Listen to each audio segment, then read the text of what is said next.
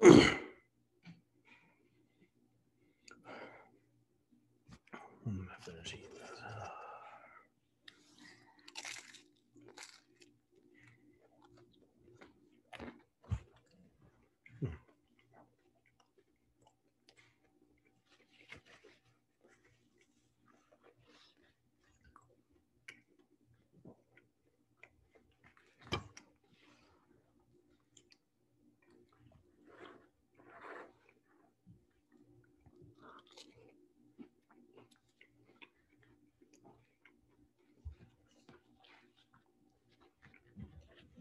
my God.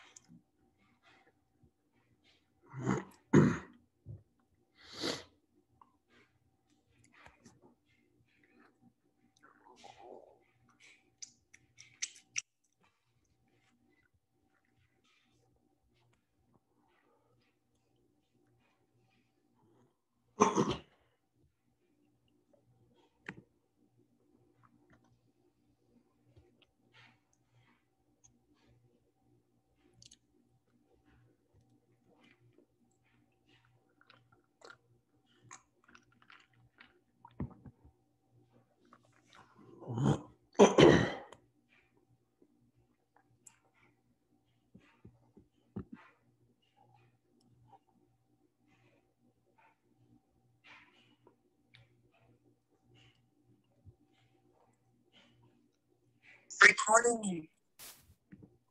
Hi. What up? How's it going? Good. How you doing? Good.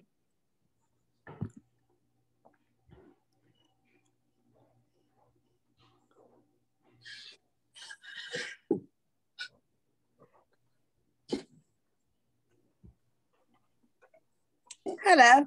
Yo. Hi. Hi. Hold on.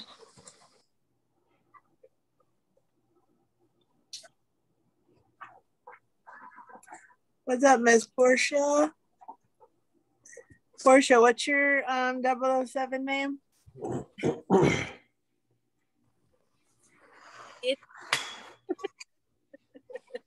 What was it?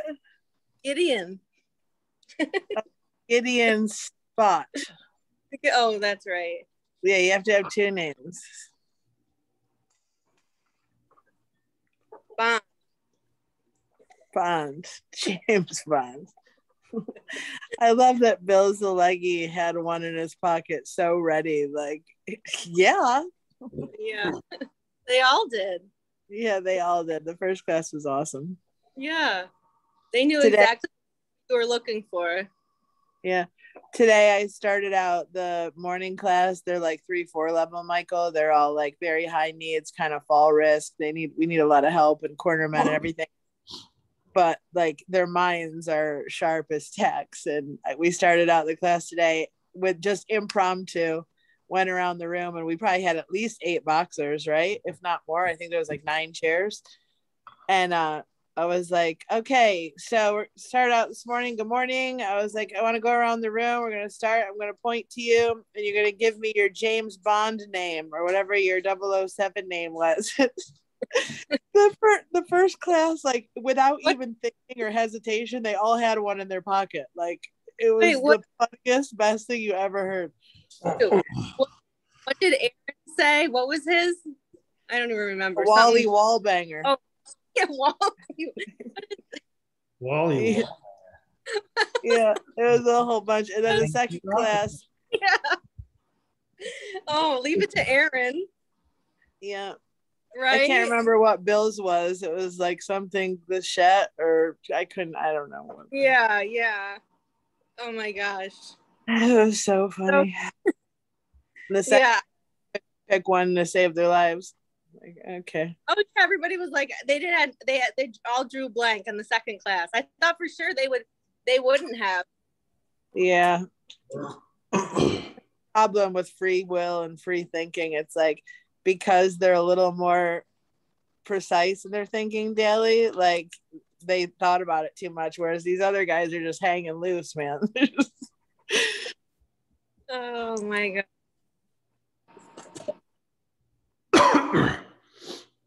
Oh yeah. Are we waiting on a few people, or what do we got going on? Matt's actually connecting right now, and then I thought Christina was joining us too, but we'll find out here.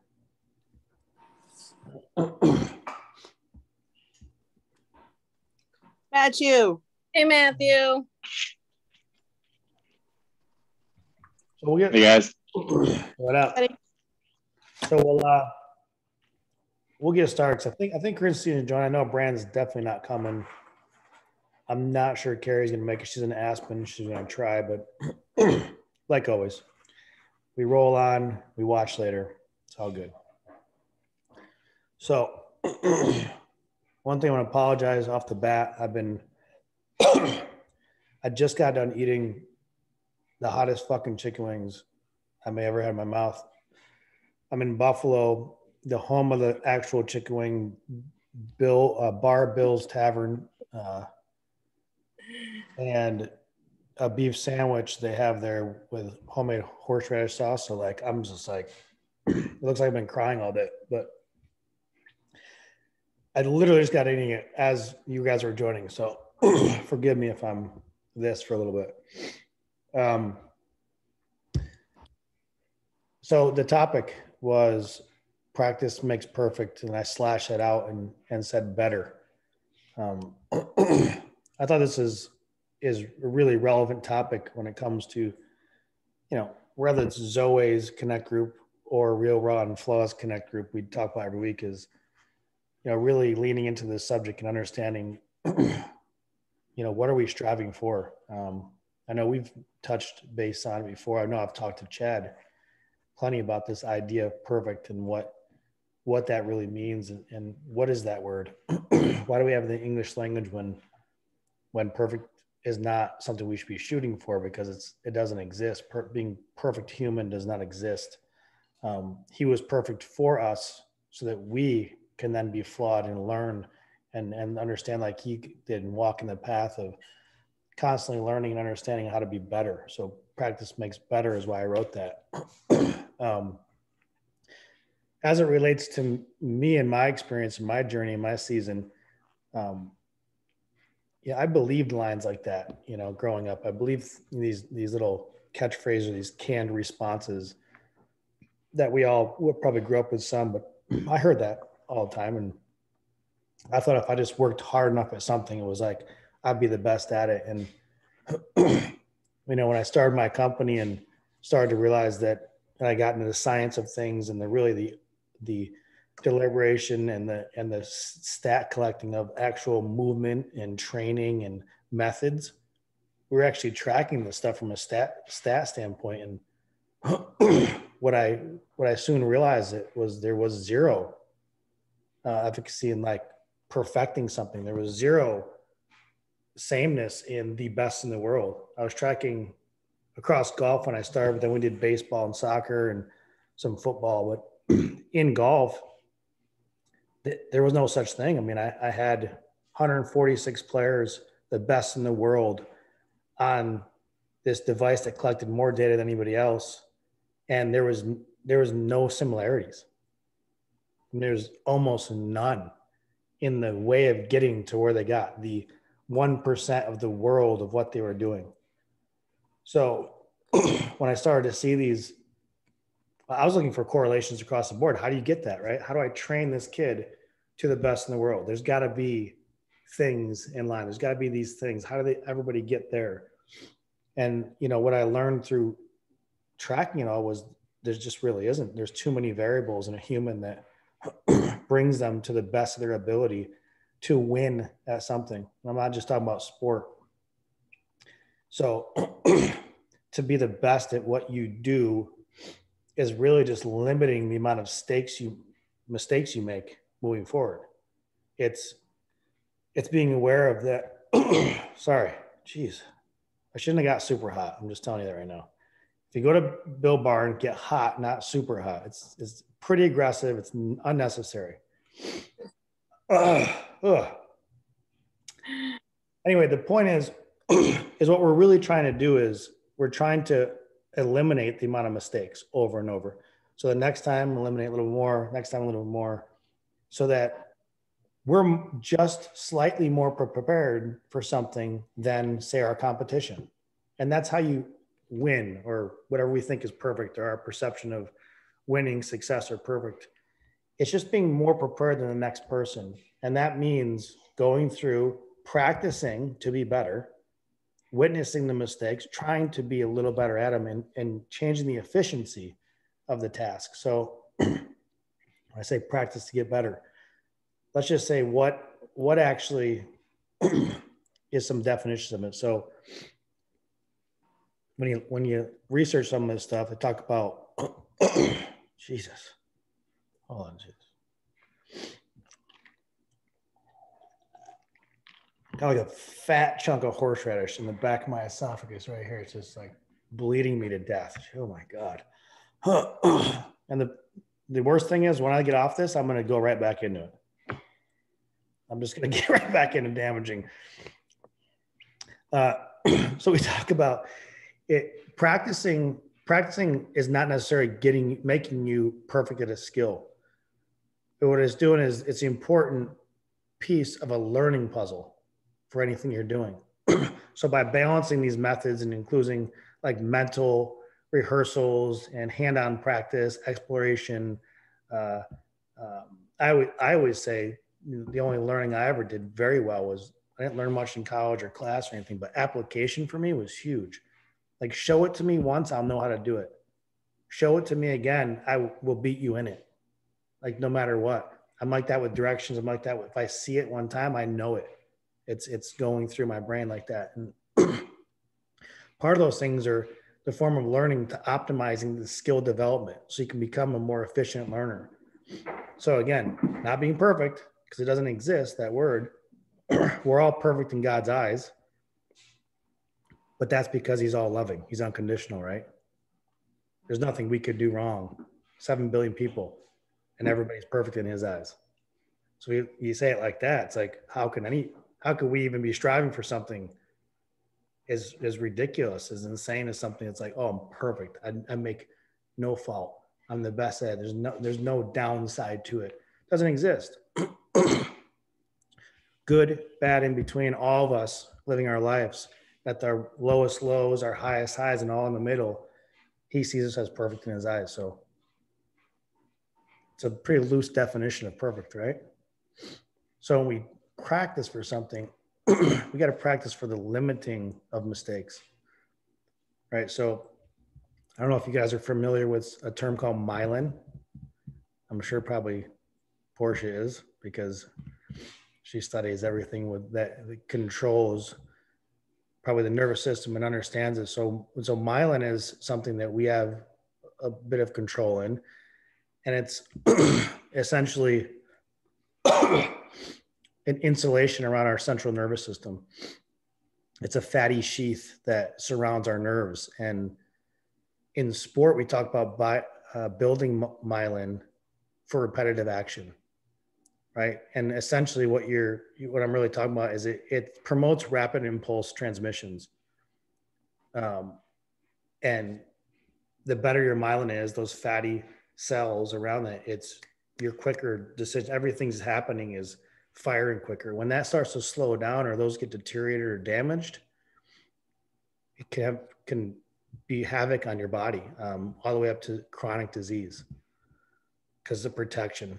And I know you're shaking your head because you know exactly what I'm talking about. I know you've read on this. So myelin, we talked about in a loose term in sport, is building these pathways of practice. So when we're talking to a client, we don't get into the deep science of it and talk about these Schwann cells producing myelin around your axon of your spine cord. We talk about like it's really just building a pathway over and over so your body understands how to respond to it quicker and more efficiently all the time. But we can also, through food, help build these fatty cells to build this insulation around there as well. So if you have time, it's a very deep subject. I mean, when I learned about it, I read a lot on it. I mean, there's a lot to know in that area. But if you have time, it's myelin. It's MYELIN.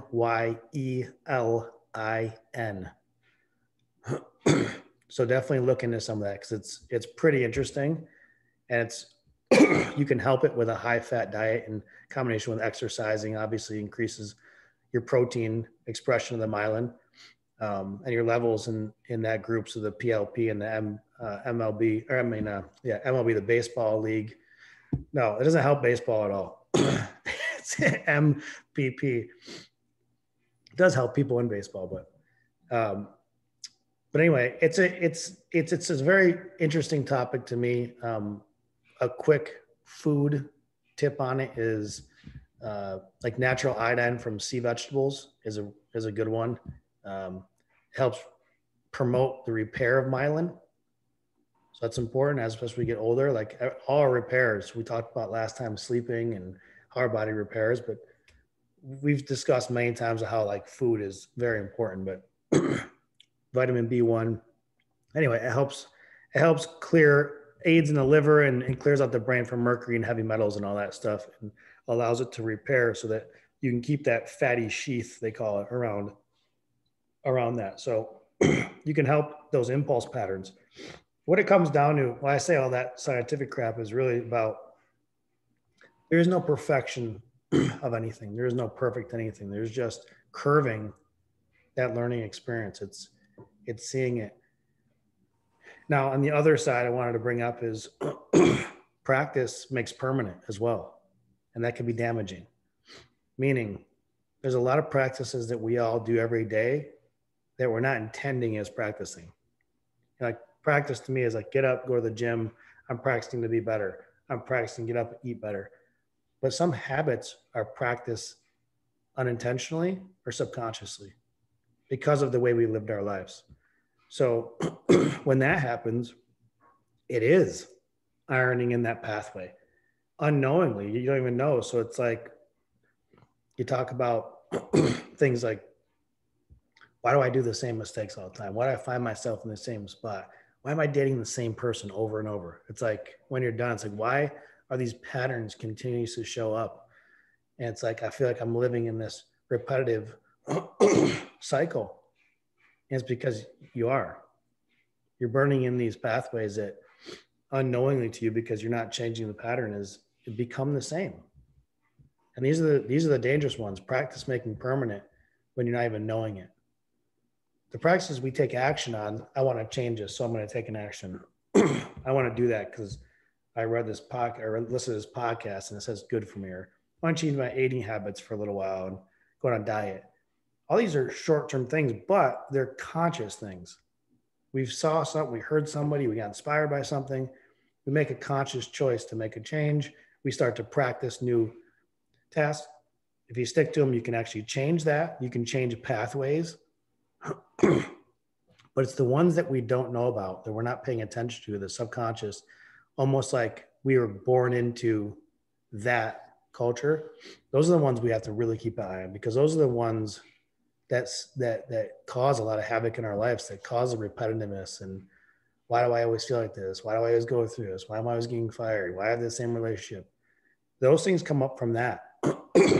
I know early on, Amber and I especially can relate to this. But we grew up Catholic, and Catholic in our experience was very like repetitive, same sermon every Sunday. Nothing was changed. It was the same. You could just memorize it. It was this box, if that, this, if you don't do that, this consequence. And it built this like wall around us of like feeling, for me at least, of trying to control the narrative of my life and trying to be accepted or control the environment, or what I thought was good and bad, or what I thought people thought was good and bad. It built this world in my mind for me already that I had to be like, and that's the practice that makes permanent stuff I'm talking about. Sometimes you don't know that it happened to you. You were born into it. You're born around it. You only know what your parents told you. These are the things I'm talking about. These are the things to keep your eye open. And it's okay to break the chain, even if the people closest to you don't agree with it. Even if they're like, oh, you don't know what you're doing. You're not good because you do that. There's no such thing. It's it's being woken up to the rest of the world and woken up to the rest of that's out there to understand what's the best for you. And whether that's a religion or relationship or ideas or how you look or how you dress or anything like that. I think it has to come from practicing your own set of rules to become better. So practice makes better. You're already perfect in God's eyes. You already got that mastered. There's no doing wrong. There's no such thing. Think about how many people are on this planet doing what we think is good, bad, and in the middle, but they're doing no wrong in God's eyes. So why not take a chance? If you're feeling something in your heart, if you're feeling something that's not maybe the way you grew up or how you were, you put that in your heart for a reason. You know, I've always felt that since I was little. I felt something, I was supposed to be doing something bigger in it. Like buried this thing inside me and I just had to go. It still does. But I'm just learning now to listen to it. Before I just felt it. Now I'm listening to it. So I think we practice, we can all choose something tomorrow and say, hey, let's all four of us go to the gym or go to class together and do these things or Orange Theory. And that's great.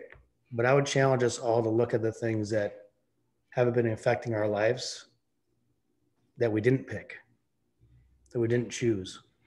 Those are the deep struggles. Those are the ones you got to face and go, okay, oh shit. All right.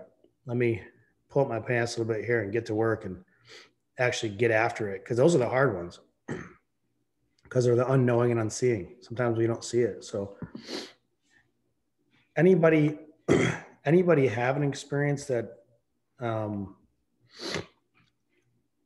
maybe they didn't know, they found out later, or maybe they're going through it now and they're experiencing it, or something you're trying to break, or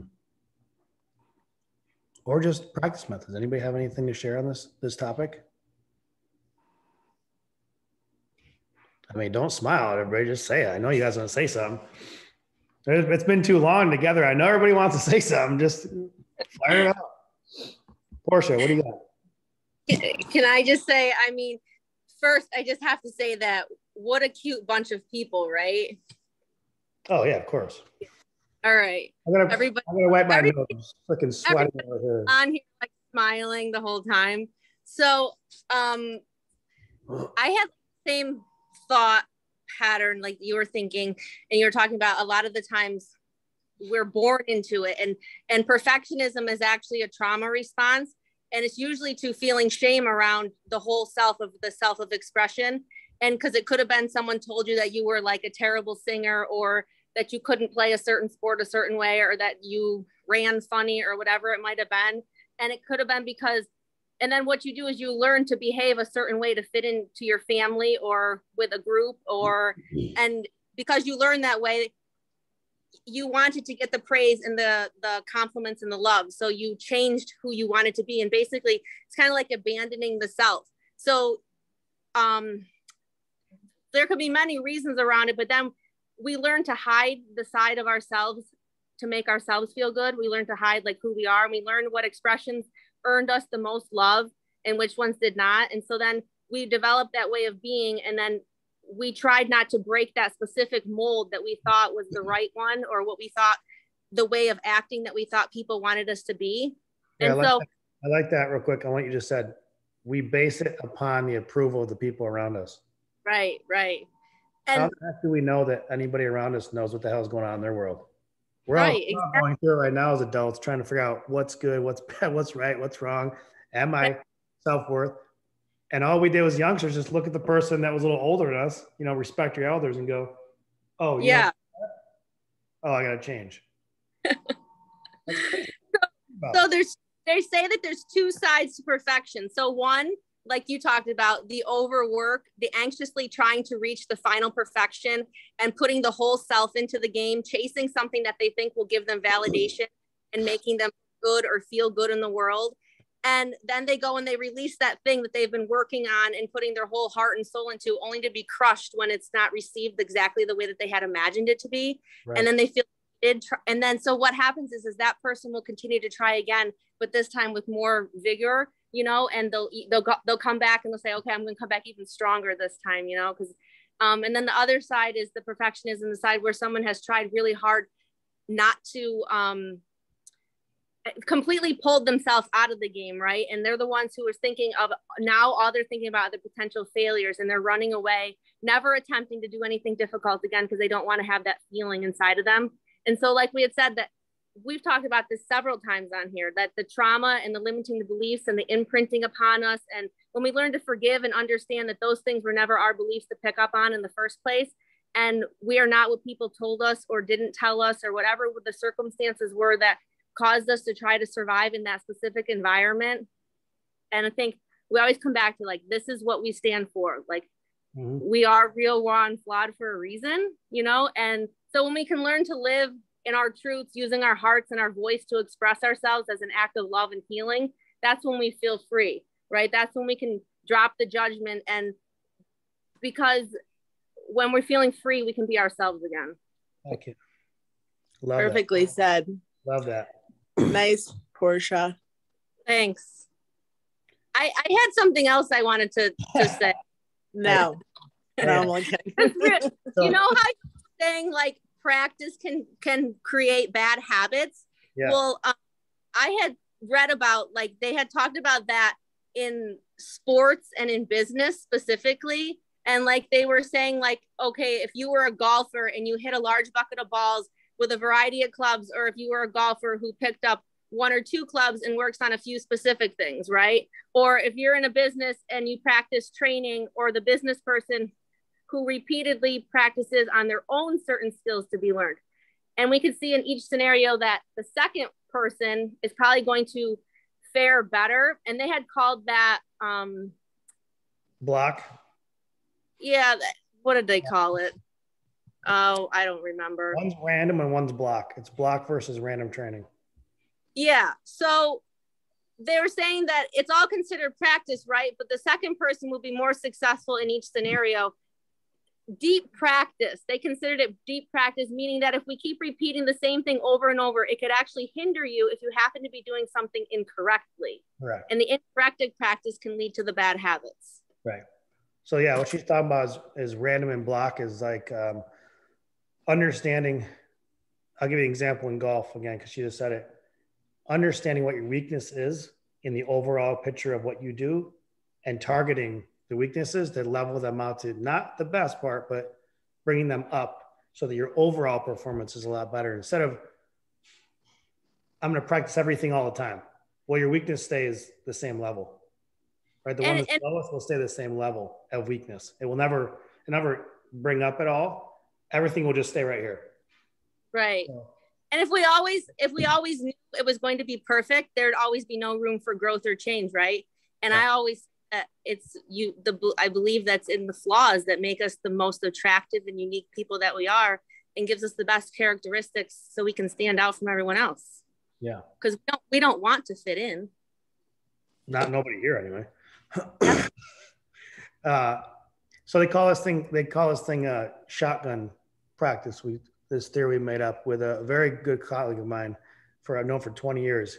He really developed this thing that's, to my mind, is genius for golfers, but it was essentially, we call it shotgun. He calls it something else. But if you think about a golfer hitting at a pin from 200 yards away, think about what it would take to hit a club that's less than 4 inches long, 1.5 inches high, on a ball with a surface that only has a pinpoint needle where it makes contact with the club, in an unvariable lie all the time, in unvariable weather, at a pin that's only 4 inches around from 200 yards away, and expect anything but disaster.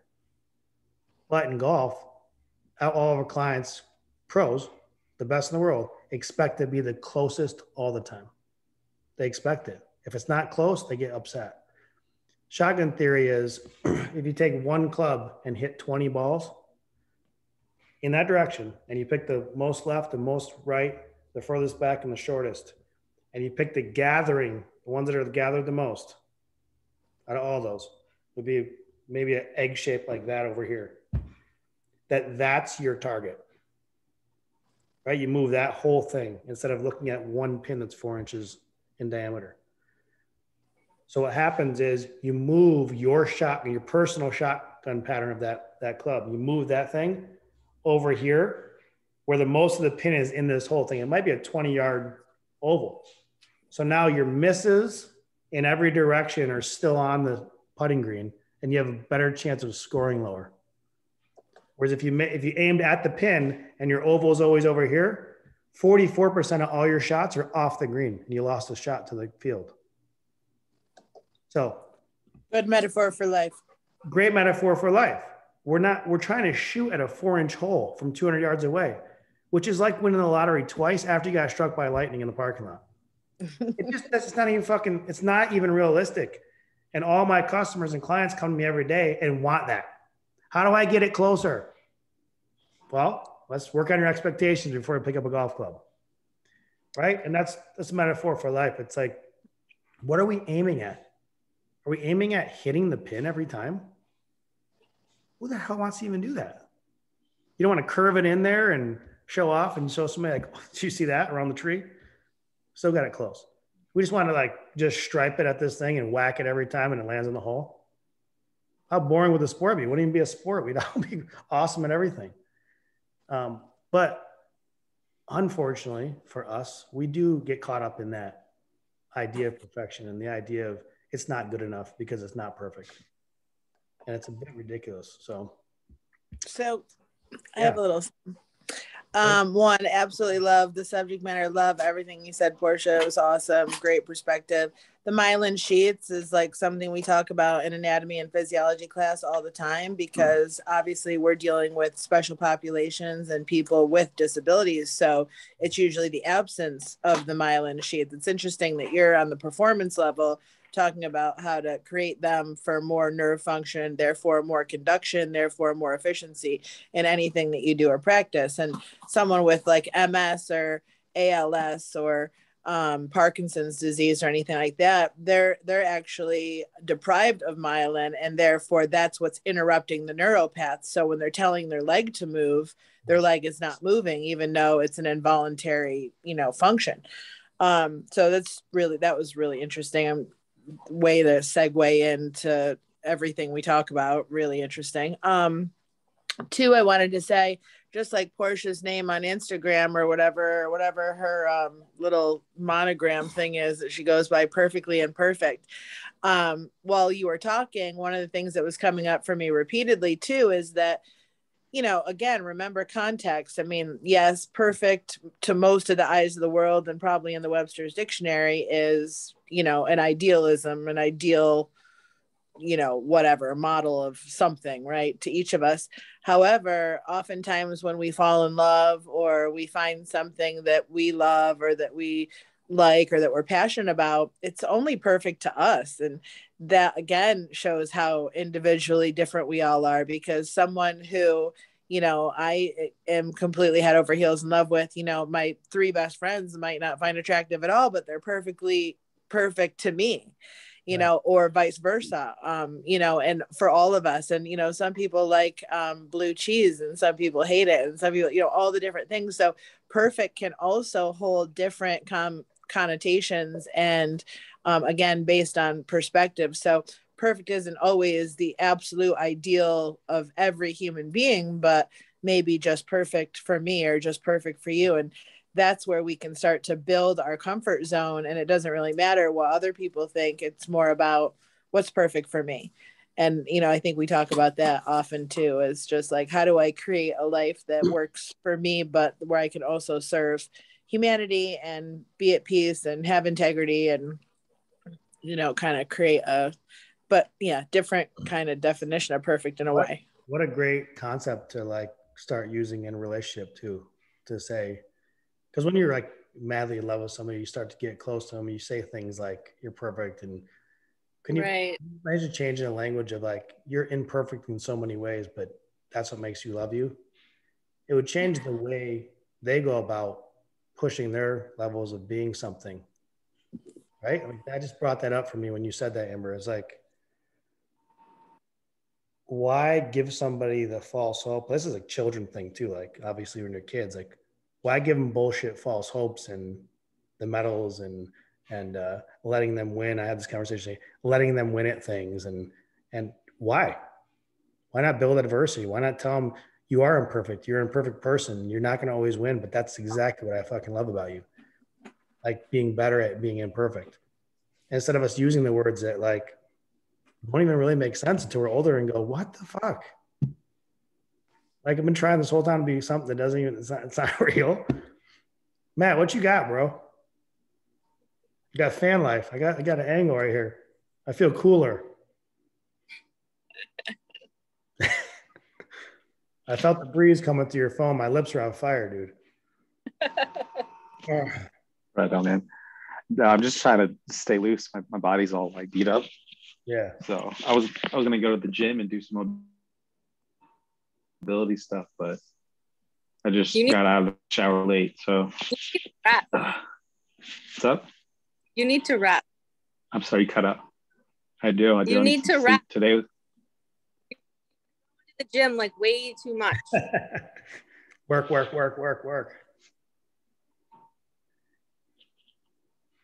Can you hear us or no? Sorry, you're cutting out a little bit, but yeah, I can hear you. Can you hear me? Okay. I mean, I do want to, I want to say something. Matt and I've been talking quite a bit, and you know, I mean, we had a conversation this past week that like, as far as like shocking me and like your mindset changing and what you're doing for your practices every day. I told you on the phone, like, yeah, I was shocked at your response when I called you. Remember, I was like, I only called you because I was worried that it was going to be something else, but you hit me with some different practice shit. And like, that's what I'm talking about. I'm proud of that moment for you, but I'm like, that's what I'm talking about. Like witnessing and hearing, like you saw something, you saw a situation in a completely different light and what it meant more for you than it meant actually for anything else. You know what I mean? And that's the shit I'm talking about. Like practicing to be better always. And making sure that the better is for you only. Like your decision for you, not because somebody else suggested or pushed you in that direction or encouraged you and you thought maybe that's what you should do.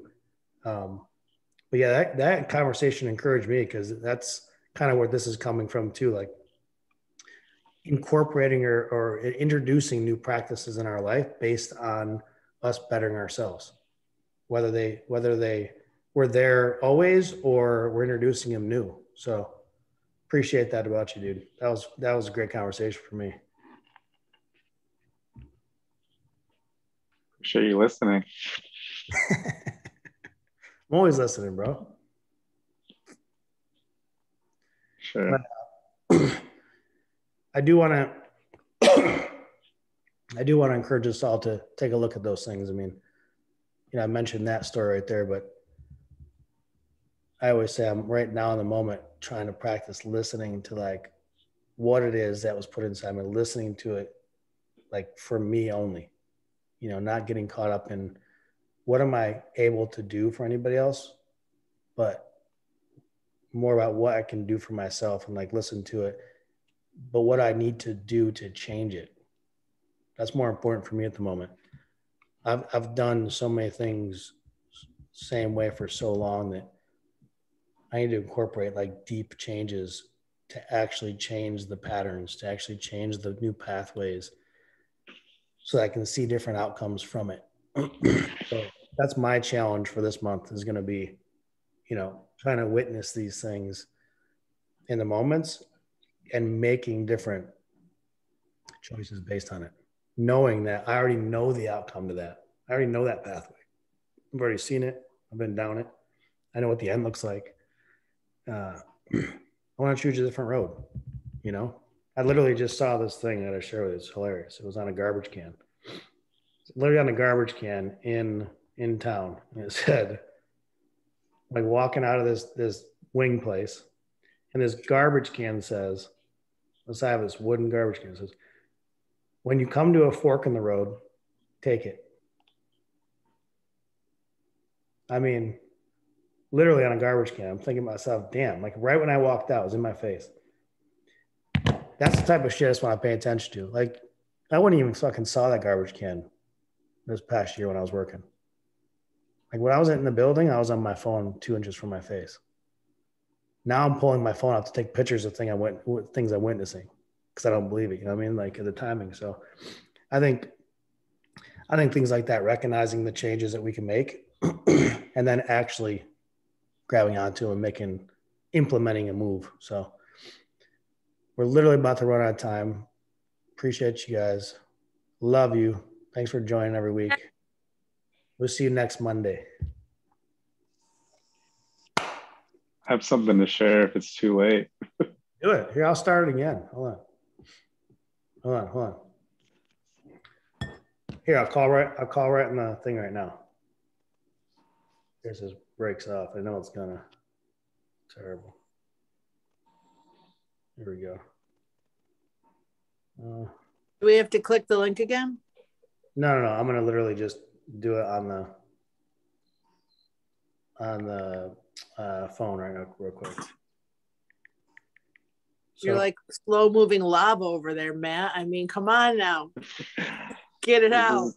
Yeah, what do you Hold on. I'm gonna do it on the phone because his connection is a little slower than ours.